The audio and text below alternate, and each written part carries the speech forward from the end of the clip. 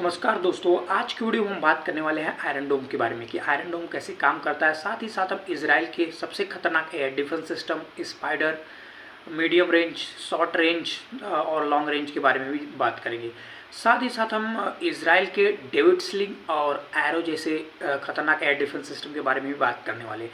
तो सबसे पहले हम समझते हैं आयरन डोम के बारे में। आयरन डोम की बात कर ली जाए तो आयरन मतलब होता है लोहा, डोम मतलब कह सकते हैं एक तरह का गुंबज, जो कि कह सकते हैं ऐसा प्रोटेक्टेड एरिया जिसे मतलब कह सकते हैं कि लोहे की मतलब प्रोटेक्शन दी गई है। ऐसा एक एरिया है जिसे लोहे की प्रोटेक्शन दी गई है, उसमें आप उसे आयरन डोम समझ सकते हैं।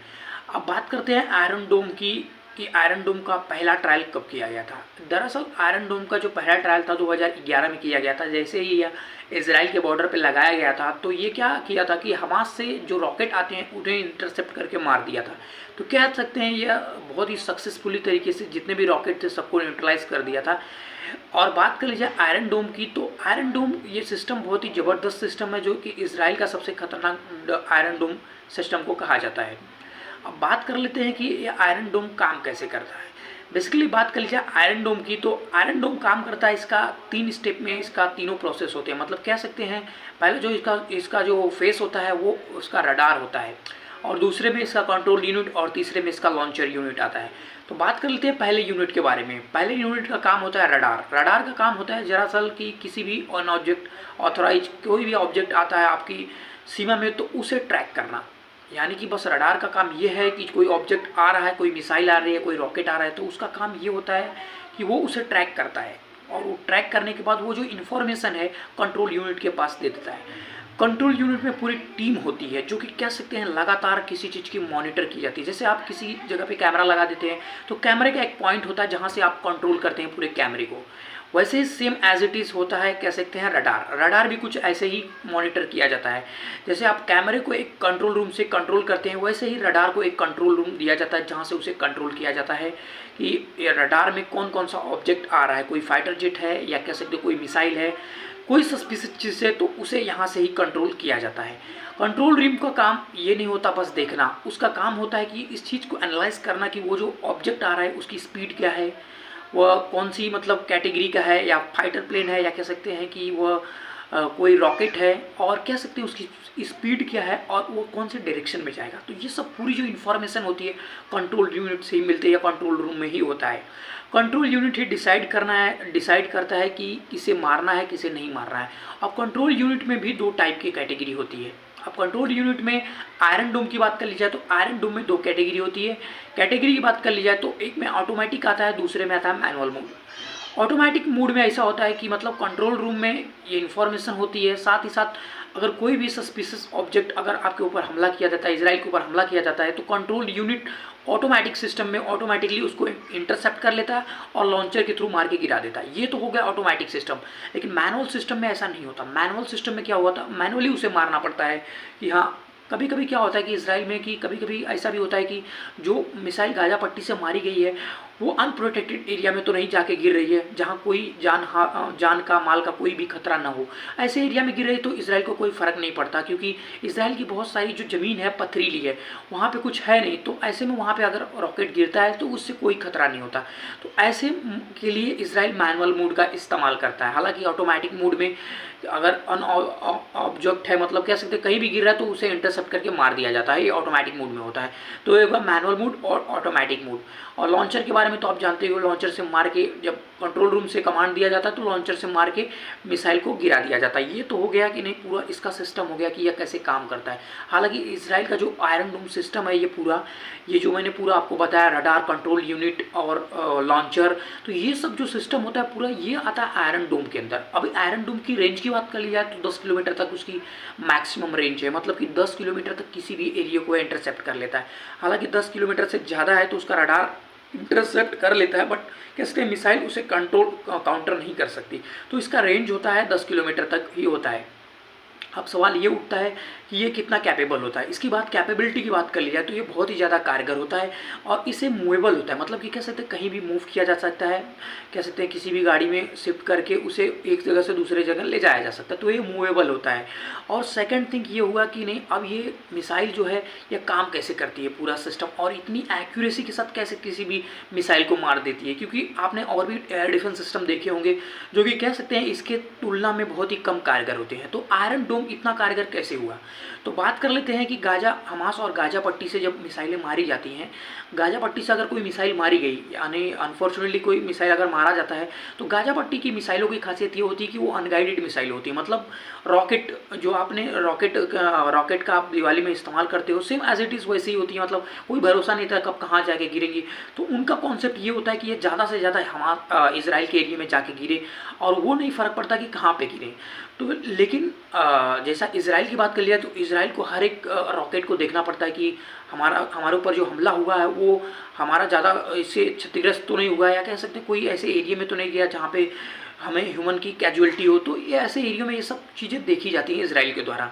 हालांकि हमास के द्वारा ये सब आम बात है, क्योंकि हमास के रॉकेट भी कह सकते हैं कि वो कम कैटेगरी के होते हैं, कम यूज़फुल होते हैं। यानी कभी कभी क्या होता है कि हमास के जो रॉकेट होते हैं दागने के बाद खुद अपनी जगह पे ही फट जाते हैं, तो ऐसे में हमास के जो रॉकेट होते हैं कम कारगर होते हैं। और बात कर लीजिए हमास के रॉकेट की, तो इनके रॉकेट की कीमत भी बहुत कम होती है, 3 से 4 लाख तक कीमत आती है। वहीं अगर इसराइल की बात कर लीजिए एक इंटरसेप्टर मिसाइल की, तो 8 इंटरसेप्टर मिसाइल की कीमत होती है 30 लाख। मतलब कि जैसा कि आप जानते हो कोई भी एयर डिफेंस सिस्टम जब भी किसी मिसाइल को ट्रैक करके मारता है तो उसको 2 इंटरसेप्टर मिसाइलों मारनी पड़ती है। एक अगर 90 डिग्री पे या कह सकते हैं मिस आउट हो गया तो दूसरे से उसे काउंटर किया जा सकता है। तो ऐसे में आप सोच सकते हो कि अगर इसराइल अपना एक वार मारता है, एक किसी मिसाइल को मारता है हमास के, तो उसे 60 लाख का घाटा होता है, यानी कि कह सकते हैं 60 लाख खर्च हो जाता है एक मिसाइल को मारने में। अब समझते हैं कि तामीर मिसाइलों के बारे में कि जो ये मिसाइलें तामीर होती हैं ये इतनी कारगर कैसे होती हैं। तामीर मिसाइलों की एक खासियत ये है कि इनके जो आगे का सिस्टम होता है, जो नोज का सिस्टम होता है, उस पर लगा होता है इलेक्ट्रिकल ऑप्टिकल वेव्स, यानी कि कह सकते हैं ये लगातार वेव्स प्रोड्यूस करते रहते हैं, मतलब इलेक्ट्रिकल वेव्स छोड़ते रहते हैं। ये क्या करते हैं, इलेक्ट्रिकल वेव्स छोड़ते रहते हैं। ये वेव्स जो निकलते हैं ना, ये वेव्स के जरिए ही कह सकते हैं इन्हें डिटोनेट किया जाता है, इन्हें ब्लास्ट किया जाता है। अब वो कैसे किया जाता है थोड़ा वो समझते हैं। जैसे मान लीजिए कि आपकी कह सकते हैं कि आपको ये इंटरसेप्शन मिसाइल है, तामीर मिसाइल है, और ये आपके ऑब्जेक्ट को हिट करना है, तो ये क्या करेगी कि डायरेक्ट हिट नहीं करती है, ये उसके बगल से जाके खुद को ब्लास्ट कर देती है, जिससे कि सामने वाली मिसाइल भी पूरी तरीके से ब्लास्ट हो जाती है। ये कैसे करती है वो थोड़ा समझते हैं। ये जो आगे होता है ना, मिसाइल के आगे नोस वाले एरिया में इलेक्ट्रिकल ऑप्टिकल वेव्स लगे रहते हैं जो कि लगातार छोड़ते रहते हैं। तो इनकी जो रेंज होती है 5 मीटर से 10 मीटर तक होती है। 5 मीटर इधर समझ लो या 5 मीटर इधर समझ लो, मान लो 10 मीटर की इनकी रेंज है, तो 10 किलोमीटर की रेंज से अगर कोई भी मिसाइल पास आउट होता है तो अपने आप को ब्लास्ट कर लेते हैं। तो इससे आप समझ सकते हो कि अगर एक्यूरेसी इसकी कितनी हाई हो जाती है, क्योंकि अगर बगल से कोई भी मिसाइल घुसती है, अगर मिस आउट होती है तो भी उसे ब्लास्ट कर सकते हैं, इसलिए इनकी एक्यूरेसी बहुत ज़्यादा हो जाती है। आमतौर पर जो एयर डिफेंस सिस्टम होता है वो डायरेक्ट 90 डिग्री पे हिट करता है, अगर सामने से हिट किया तभी वो ब्लास्ट होगा, अदरवाइज ब्लास्ट नहीं होगा, इसीलिए इनकी एक्यूरेसी बहुत ही ज़्यादा हो जाती है। लेकिन साथ ही साथ आप जानते हो कि हर किसी के ड्रॉबैक, मतलब कि कह सकते हैं हर एक इंटरसेप्शन मिसाइल के कुछ एडवांटेज होते हैं और कुछ डिसएडवांटेज भी होते हैं। तो इसका ड्रॉबैक क्या है थोड़ा वो समझ लेते हैं। ड्रॉबैक की बात कर ली जाए तो इसका ड्रॉबैक ये है, ये 90 डिग्री पे कम कारगर होते हैं। यानी कि आसान सी भाषा में कहा जाए कि अगर मिसाइल यहाँ पे है और सामने से कोई मिसाइल अगर गुजरती है तो ऐसे में ये कम कारगर होते हैं, क्योंकि इनका ऑप्टिकल वेव्स जो होता है, इलेक्ट्रिकल ऑप्टिकल वेव्स यहाँ पे कह सकते हैं यहाँ पे जब पहुँच ही नहीं पाया तो कह सकते हैं उससे वेब से टकराएगा कैसे, तो ये टकरा नहीं पाता, इसके लिए ये कम कारगर होता है। इसके लिए ये जो अनसक्सेसफुल वाला तरीका होता है 90 डिग्री, कभी कभी 2-2 मिसाइलें भी निकल जाती हैं, तो ऐसे में ये इजराइल का एयर डिफेंस सिस्टम काम नहीं करता। तो ये कह सकते हैं अनसक्सेसफुल तरीका होता है। और यही तरीके से कह सकते हैं कुछ मिसाइलें जो होती हैं कि गाजा पट्टी की हमास की जो मिसाइलें होती हैं वो इजराइल के एरिया में गिर जाती हैं, तो इससे बहुत ही ज़्यादा उसको हानि पहुंचती है। तो ये पूरा एयर डिफेंस सिस्टम हो गया कि ये पूरा जो आयरन डोम है ये ऐसे ही काम करता है। अब तामीर मिसाइलों की बात कर ली जाए कि एक बैटरी में कितनी तामीर मिसाइलें होती हैं, तो तामीर मिसाइलों की बात कर ली जाए तो एक बैटरी में 20 तामीर मिसाइलें होती हैं और एक तामीर मिसाइलों की कीमत होती है 30 लाख। यानी कि कह सकते हैं कि 20 टारगेट को एक साथ ध्वस्त कर सकता है एक बार में। अब सवाल ये उठता है कि अगर इसके पास 20 से ज़्यादा हमले हुए तो क्या होगा। हालांकि रडार ने पूरी तरीके से इस चीज़ को सर्विलांस कर लेता है, वो ट्रैक कर लेता है कि कितनी मिसाइलों से हमला हुआ है।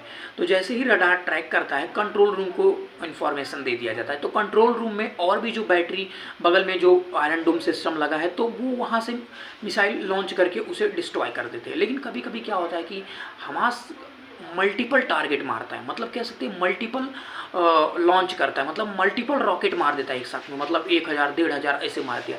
तो इजराइल का कह सकते हैं ये एयर डिफेंस सिस्टम कह सकते हैं कि हर मिसाइल को तो मार नहीं सकता। उसकी जितनी कैपेसिटी, अगर 600 की कैपेसिटी तो 600 ही मिसाइलें मारेगी, और 600 से ज़्यादा मिसाइलें जो होंगी वो तो उस एरिया में गिरेंगी ही, तो उससे कैजुअलिटी होती है। तो ये माना जाता है कि जो उससे रेंज से ज़्यादा मिसाइलें मार देता है वो मिसाइलें कह सकते हैं कि इसराइल के एरिया में गिरती हैं। हालांकि इससे बहुत ही हानि होती है इसराइल को। अब इसराइल की बात कर ली जाए तो इस रडार सिस्टम में एक चीज़ और भी दिया गया है कि ये जो तामीर मिसाइलें मारता है, इनमें कोई भी तरह का रडार नहीं होता। सवाल ये उठता है कि जब रडार नहीं होता तो ये तामीर मिसाइल इतनी सैकेंड एक्यूरेसी से साथ कैसे हमला कर देती, कैसे जान लेती हैं कि टारगेट हमें हमला कहाँ करना है, मिसाइल कहाँ से आई। ये सब चीज़ों को उसी रडार के जरिए गाइड किया जाता है, जो रडार इन्हें ट्रैक करता है किसी मिसाइल को, वही इनको बताता है रास्ता कि आपको लेफ्ट जाना है, राइट जाना है, पीछे जाना है, आगे जाना है, ये सब चीज़ों। और तामीर मिसाइलों की खासियत है कि इसमें विंड शील्ड दिया गया है, यानी कि पंख दिए गए हैं। अगर एक बार टारगेट मिस भी हो गया तो कह सकते हैं घूम के दोबारा मार सकती हैं। तो कह सकते हैं इनमें बहुत ही ज़बरदस्त सिस्टम होता है, जो कि कह सकते हैं दोबारा इन्हें काउंटर किया जा सकता है किसी भी टारगेट को। तो इनमें ये जो सिस्टम है बहुत ही ज़बरदस्त सिस्टम, जिसके लिए कह सकते हैं इसकी एक्यूरेसी बहुत ही ज़्यादा हो जाती है। अब बात कर लीजिए सी की, तो हालांकि जो इजराइल है अपने जो बॉर्डर की एरिया में तो इसे डिप्लॉय किया है, लेकिन एक सी डोम भी बनाया है, मतलब कह सकते हैं आयरन डोम की तरह है सी डोम, मतलब कि यह सी के लिए इस्तेमाल किया जाता है, मतलब नेवियो भी इस्तेमाल करती है। सेम एज इट इज़ वैसे ही काम करता है। कोई भी मिसाइल हमला हुआ तो वो कह सकते हैं सी में यह न्यूट्रलाइज कर देता है, तो ये इसे सी डोम कहते हैं। आयरन डोम होता है जो ज़मीन की हमले के लिए होता है, और सी डोम हो गया मतलब कि जैसा कि नाम से जानते हो आप, सी डोम मतलब समुद्र की सुरक्षा के लिए उसे किया जाता है। अब सेकंड थिंग आता है कि इजराइल जो है इससे भी एडवांस टेक्नोलॉजी पे काम कर रहा है। जैसा कि आप जानते हो इजराइल बहुत ही जल्दी किसी भी एयर डिफेंस सिस्टम को तैयार कर लेता है, और उसका एयर डिफेंस सिस्टम बहुत ही तगड़ा होता है। अब ये डायरेक्ट एनर्जी वेपन्स के ऊपर काम कर रहा है, जो कि लेज़र बीम के फॉर्म में निकलता है। तो अगर इजराइल ये डेवलप कर लेता है तो कह सकते हैं इजराइल को इतना खर्चा करने की ज़रूरत नहीं होगी किसी भी हमास के रॉकेट को ध्वस्त करने के लिए, क्योंकि जो अगर डायरेक्ट एनर्जी वेपन्स का इस्तेमाल करता है तो इसमें लेज़र बीम निकलते हैं, और लेज़र बीम जाके किसी भी मिसाइलों को आराम से मार सकते हैं। इनमें कोई भी कह सकते हैं किसी भी तरह का ज़्यादा कॉस्ट नहीं आता, ये बहुत ही ज़्यादा सस्ता होते हैं। तो इस टेक्नोलॉजी के ऊपर काम कर रहा है इजराइल, और इसे बहुत ही जल्दी डेवलप कर सकता है इजराइल। अब सेकंड थिंग आता है कि इजराइल के पास और भी ज़्यादा डिफेंस सिस्टम है, और भी बहुत सारे डिफेंस सिस्टम, उसके बारे में थोड़ा समझ लेते हैं।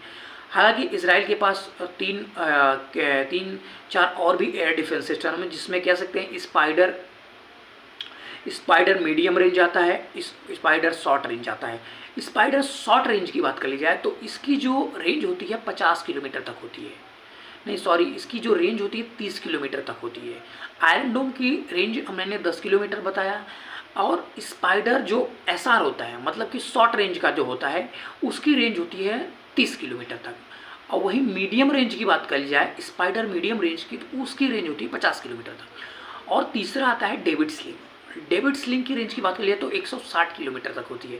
हालांकि इसे कहा जाता है कि इजराइल इसे अपने कह सकते हैं किसी भी बैलिस्टिक मिसाइलों से या किसी भी बैलिस्टिक मिसाइलों से अपनी सुरक्षा के लिए इसे बनाया है। अब बात कर लेते हैं इसके अलावा, तो इसके अलावा इजराइल के पास और एरो 2 और एरो 3 जैसे एयर डिफेंस सिस्टम है, जो कि कह सकते हैं किसी भी बैलिस्टिक मिसाइलों को हमला करने में सक्षम है। हालांकि इजराइल ने इसका इस्तेमाल बहुत ही कम किया है, ऑफिशियली इसकी जानकारी बहुत कम आपको मिलेगी, लेकिन इजराइल ने इसे भी डेवलप किया है। इसकी एक्यूरेसी तो तभी पता चलेगी जब ये किसी बैलिस्टिक मिसाइल को हमले से रोक ले। अब बात कर लेते हैं भारत की, तो भारत भी कह सकते हैं कि अब पूरी तरीके से इंडिजीनियस जो है मिसाइलों को डेवलप कर रहा है। जैसे कि आप जानते हो ब्रह्मोस मिसाइल को भी भारत में डेवलप किया गया, लेकिन ऐसी बहुत सारी मिसाइलें हैं जो भारत डेवलप कर रहा है। लेकिन मैं आपको बता देना चाहता हूं कि अगर भारत को डेवलपमेंट करना है, अपनी मिसाइलों को बनाना है, या कह सकते हैं एयर डिफेंस सिस्टम को और तगड़ा करना है, तो ऐसे में भारत में जो प्राइवेट सेक्टर है उनको आगे बढ़ाया जाए, क्योंकि प्राइवेट सेक्टर बहुत ही कह सकते हैं जल्दी किसी भी काम को कर देते हैं। जैसा कि आपका कोई भी प्राइवेट काम होता है आप करवाते हैं तो बहुत ही जल्दी होता है। सरकारी काम में तो आपको पता ही है कि कितना धीरे धीरे काम होता है। तो ऐसे में अगर प्राइवेट सेक्टर को मौका दिया जाता है तो भारत भी कह सकते हैं ऐसे एयर डिफेंस सिस्टम को डेवलप कर सकता है और भारत भी अपनी ताकत कह सकते हो पूरी दुनिया में दिखा सकता है। तो आपको वीडियो ये कैसा लगा हमें कमेंट्स में ज़रूर बताएं। मिलते हैं अगले वीडियो में, तब तक के लिए जय हिंद फ्रेंड्स।